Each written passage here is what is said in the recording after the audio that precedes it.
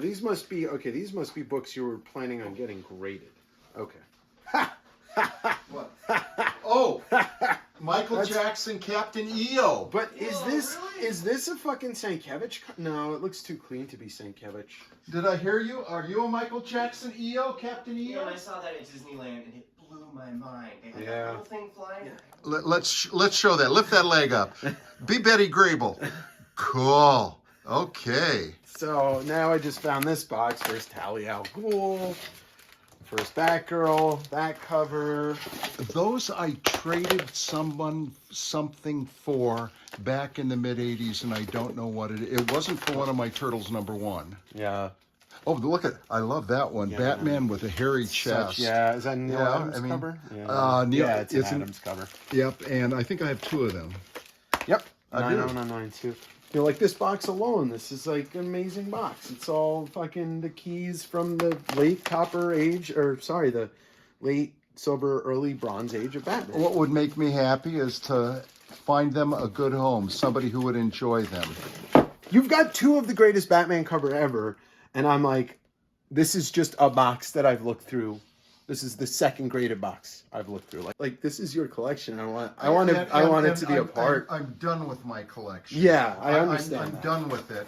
As I grew an appreciation for Neil Adams, like this is a piece of his art. It made me realize like how much like my love for the classic Batman costume comes from him. Like it comes from all of his artwork. Do you want to know the sad thing about this? I really don't remember where I got these, and because I don't have a Batman run of all these going steady through. Yeah. I picked these up from someone or a comic book shop in D.C., Washington, D.C., for practically nothing.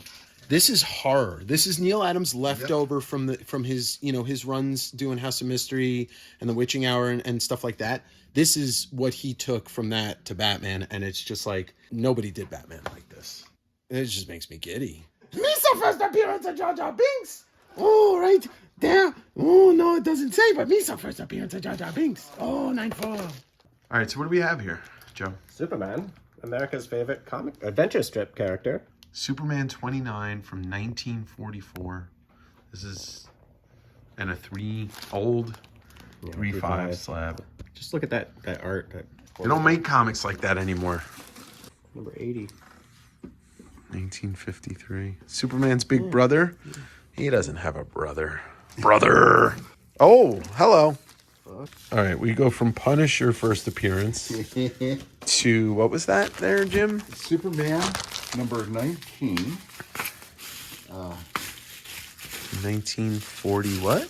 1942. In a 4/5. So a mid-grade Golden Age Superman 19. What we have here is a Superman number 20 from 1943, January. In what they consider a fine, a 6.0. Who knows, by today's standards, this could be a 6.5, this could be a 7, this could be a BF minus. Let me see what this actually looks like. Good Jesus, this shouldn't exist in a condition that looks like this. Killing Joke 9-8. Okay. I forgot you told me you had this. Yeah, this is one I'm going to want. Yeah. Yeah. I mean, 32 that was missing from the shop. Superman 233, that Neil Adams cover. Neil Adams cover. I think I got a couple. You have.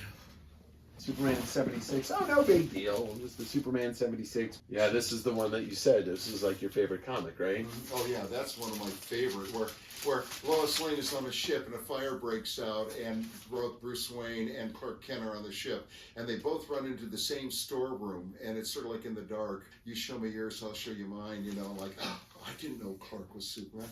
I didn't know Bruce. And so one goes out, saves Lois. The other puts out the fire, and everybody knows now except Lois. She's always in the dark. She's always, of course, she has to be in the dark. Uh-oh. Here's a 3-0. Uh-oh. Look here. Turok number 1, gold edition 9.6. That goes Okay, to... well that's something different than the regular.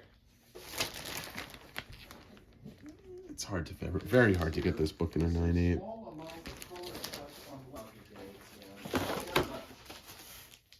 Yeah, I got so many of this that 9.6 on the first Mandalorian. Yeah, well, or just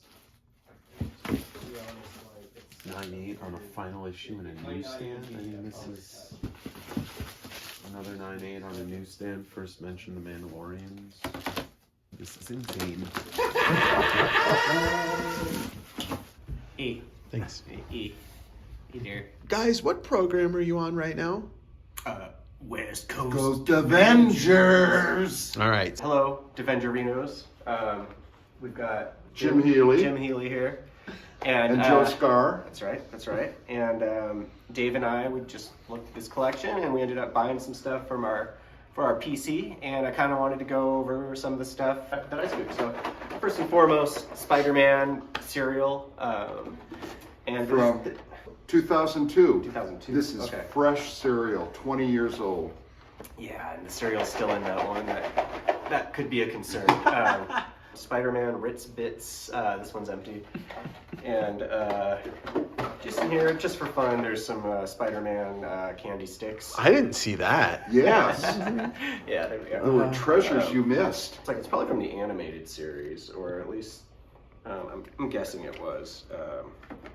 Super cool. Like, these are just gonna be cool decor for my comic book room. Ooh, this is really cool. A signed Mark Bagley, it's that 11 by 17 print or something along those lines. Bagley's one of my favorite Spidey artists. ASM 375 in a newsstand. Just one of those books I loved having as a kid. I always loved this cover, more Bagley art, and stoked to have it in a newsstand. Same with Lethal Protector. There's about 12 to 15 more copies still in there. And there was quite a few more of these, so... Don't shame me. Kool-Aid Man, The Drink of My Cool. Youth. Oh, yeah. Wait, no, is that right? Yeah. No, that was more Macho Man. That's more somewhere between Macho Man and, but yeah. And Oh my God. Beating Heart Be Still. Oh Beating my Heart Be God. Still. I mean, seriously, this is the biggest book that Turok, you picked up. number 1. This is a dream of mine come true.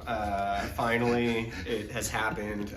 You guys can't tell right now, but I'm literally peeing in my pants. This is a big book. It's First Poison Ivy. Unfortunately, it's missing the centerfold. So this is just kind of fun to have. So show us your slab. This is kind of fun stuff. The slabs are kind of like the meat and potatoes. Godzilla, King of the Monsters, number 1, CGC 9.6. This is a book that I've always been kind of a closet Godzilla fan. I love this cover. I've never actually read this comic, but Can't read it. and I And won't you be never able will. to. But I don't think it's on Marvel Unlimited. A lot of these Marvel comic books, number 1 in my collection, I traded for them. And I forget what I traded for them. And I read them and then I never pursued issue 2, 3, or 4. And, Right. you know, they're just the oddities. I was much more a DC person, like the next item that Joe's going to show. A Swamp Thing 37. This is the first Hellblazer. This is one of those books where it's like, I love this series. Character's super cool. This is a book I've read. Super stoked to have it. Also, it's a newsie. Saga the Swamp Thing 25. This one's also 9.8. A series I really love. Has some real memorable stories. Another one that I've read multiple times. I'm super stoked to have this. And a cameo of John Constantine. Yeah, if we're wrong, he'll edit it out. Well, fuck, none of that's true. Sandman number 8. This is a 9.4, first appearance of Death.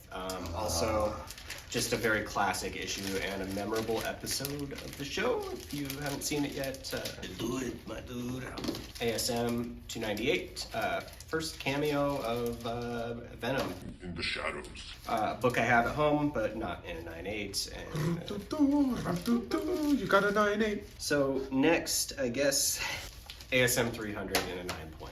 Tell us about this book, Joseph. Yeah, well, if you guys have been following my exploits and my hunts and all that kind of stuff, you know I recently got a 9.6 of this. I saw an opportunity here to upgrade to the 9.8, and I'm very happy. It was a personal grail for a long time, and to have a 9.8 is like, it doesn't even feel real.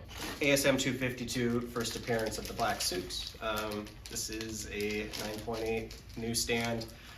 Quick story, first date I ever took my wife on, we went to Golden Age Comics in Pike Place Market, and I purchased a ASM 252, not nearly this nice, and I still have that one. And I'll never get rid of that one. Yeah. It's a little beat up, but it doesn't matter. You'll get divorced in 3 seconds. Yeah, that's a relic from my first date. So to have it in 9.8 is amazing. The newsstand is just a bonus. It's Secret Wars 8, also in a 9.8, also in a newsstand.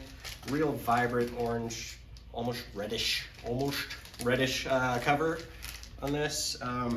It's another issue I've tried multiple times to get a high grade in, and it always kind of falls short whatever I submit. So, jazz hands. And the interesting thing about that cover is that the direct sales is more orangish. Yeah, And the newsstand's and reddish. the newsstand is a more vibrant red. I don't know if that's consistently across the board, but it's sort of interesting. You know, very few covers do you find that much of a dramatic. Yeah. Just simply eyeballing it, being able to see it. The final book I bought, this is a big one for me. Another one I've submitted multiple times only to be disappointed. This one's kind of an anomaly too.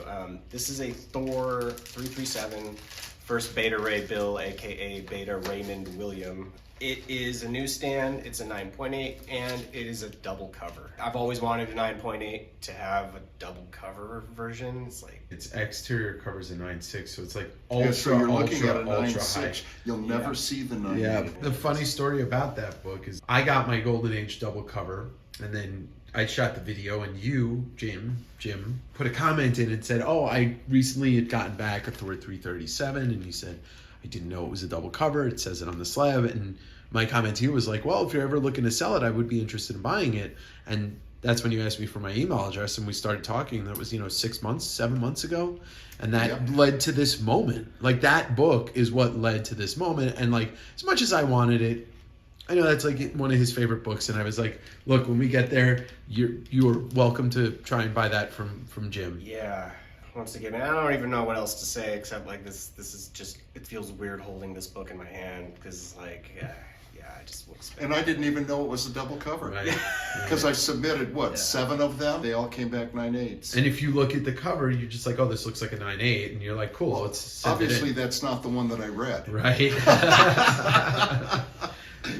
So yeah, that's basically my haul. This was a trip across the state into Idaho, and it was well worth it. And I'm going on lots of coffee and not very much sleep. So Cereal, too. yeah, Breakfast I'm gonna tomorrow munch on morning. that on the way home. The cereal king of Idaho. All right, everybody. Well, Thank you, guys. this has been another episode of Joe Davengers. West Coast Davengers, Joe Scar Edition, take 2. Those. Hey, Davengerinos.